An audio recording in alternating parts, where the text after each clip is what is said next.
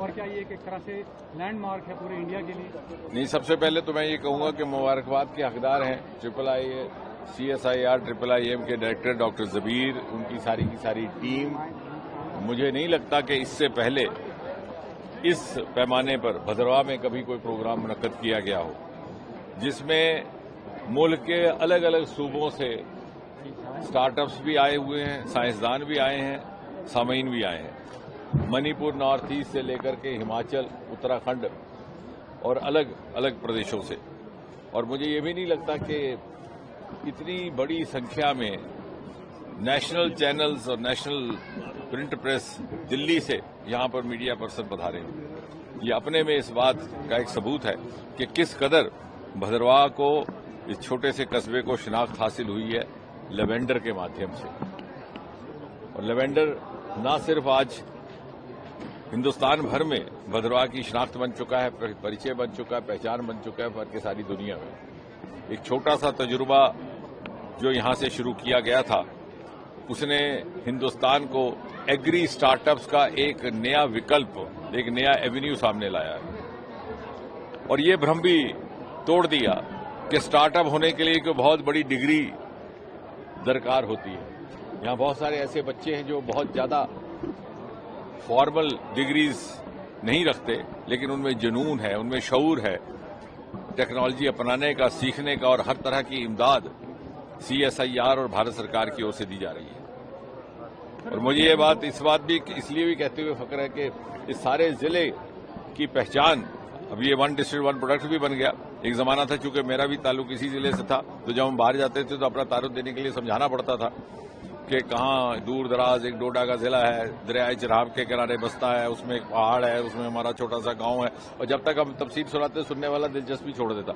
लेकिन ये काया पलट हुई उस दिन जब सन 2023 में प्रधानमंत्री मोदी जी ने, मुल्क के सरबराह ने अपने मन की बात में 5-10 मिनट लगा करके पूरी तफसील में समझाया पूरे मुल्क को, सारे देशवासियों को, कि एक जिला है डोडा, दूर दराज, उसका एक छोटा सा कस्बा है भद्रवाह, वहां पर किसानों ने एक नया तजुर्बा शुरू किया। रातों रात भद्रवाह की पहचान बन गई। और उसका नतीजा ये कि दूसरे मुल्कों, दूसरे देशों ने इसे अपनाना शुरू किया। आपको जानकर के खुशी होगी, लगभग 3000 स्टार्टअप इसके साथ जुड़ चुके हैं। साथ ही साथ फ्लोरिकल्चर मिशन भी शुरू हुआ है और एक बहुत बड़ा आमदनी का जरिया बना है। और साथ ही साथ मैंने ये भी, मेरा मानना है कि आने वाले वक्त में, क्योंकि इत्तफाक से ये प्रोग्राम ऐसे वक्त में मुनक्कद हुआ है जबकि हम 5वें दर्जे से 4थे दर्जे की इकॉनमी बन चुके हैं, लेकिन जैसे ये इजाफा होगा, हम 3रे दर्जे पर पहुंचेंगे, 2रे दर्जे पर पहुंचेंगे और अव्वल दर्जे पर, तो ये सारे हिंदुस्तान के सरमाए जो पहले ना कभी तराशे गए, न तलाशे गए, मोदी जी के आने के बाद इनको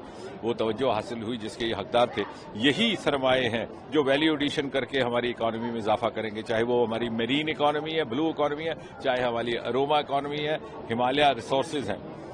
और ये हिमालयन रिसोर्सेज, हालांकि सदियों से यही हिमालय, यही पहाड़, यही अरोमा, यही जड़ी बूटियां, यही लेवेंडर, यही किसान, लेकिन फर्क था उस विजन का, उस दूर अंदेशी का, जो मोदी जी के आने के बाद इस मुल्क को अपनाने का मौका मिला। और मुझे यकीन है कि विकसित भारत की इस यात्रा में सन 2047 में इस खित्ते को और इस खित्ते के लोगों को भी ये कहने का फख्र रहेगा कि हिंदुस्तान को शिखर पटल पहुंचाने में कहीं ना कहीं हमारी भी भूमिका रही, हमारा भी कोई ना कोई रोल रहा। सर, ऑपरेशन सिंदूर के बाद इमीडिएटली इंटरनेशनल लेवल का लेवेंडर फेस्टिवल, ये क्या मैसेज दे रहा है पूरे वर्ल्ड को, स्पेशली बाकी?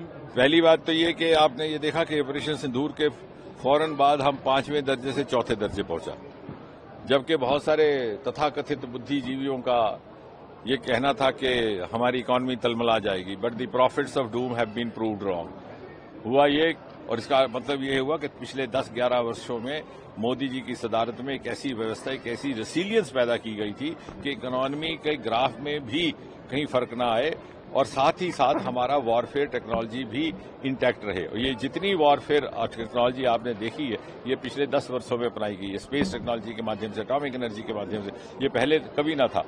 लेकिन उसके बावजूद हमारी इकॉनमी में इजाफा हुआ, जबकि पाकिस्तान की इकॉनमी तलमला गई। और उस बढ़ते हुए इकॉनमी असेंट में कहीं ना कहीं इस पर्पल रेवोल्यूशन का भी हिस्सा रहेगा। सर छतरगला और बलेसा टनल के लिए लोग काफी उत्सुक है कि वो कब बनेंगे, उसके लिए छतरगला टनल, सबसे पहली बात तो ये कि एक मुबारकबाद की बात है कि छतरगला टनल एक अनहोना सपना था और एक ऐसा सपना साकार हो रहा है जो कभी देखा भी ना, क्योंकि लोग उसकी उम्मीद छोड़ बैठे थे। एक ऐसा ख्वाब जो देखा नहीं था लेकिन हकीकत में बदल रहा है। तो हुआ क्या हो कि वहां पे एक ऑल वेदर रोड भी रहेगा और अब तो और भी इसलिए भी सुरक्षा की दृष्टि से भी, क्योंकि वो सर्दियों में जब वहां बर्फ पड़ जाती थी तो वो एक हाइड आउट का भी काम करता था।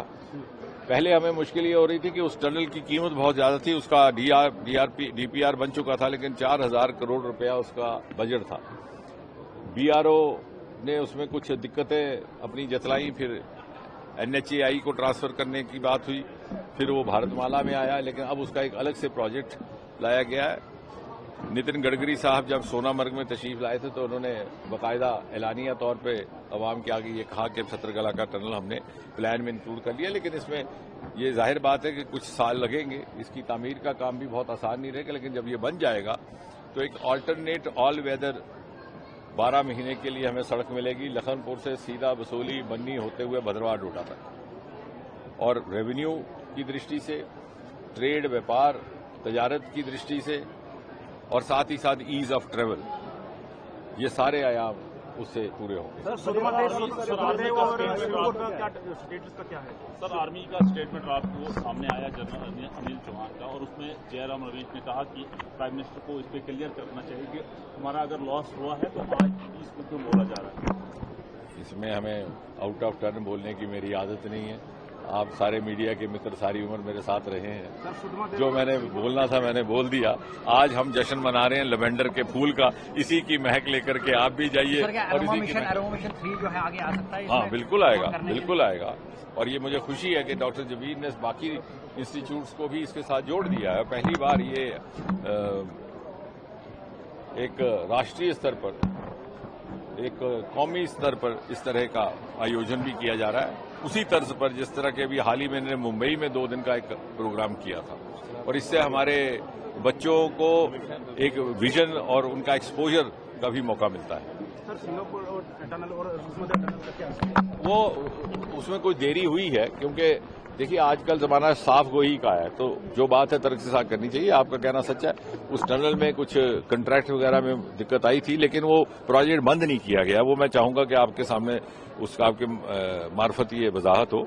तो प्रोजेक्ट बंद नहीं हुआ, लेकिन उसकी कोई टेंडरिंग प्रोसेस में कुछ दिक्कतें आई थी, तो एनएचआई डीसीएल उसके लिए काम कर रहा है, वो जल्दी उसको आगे बढ़ाया जाएगा।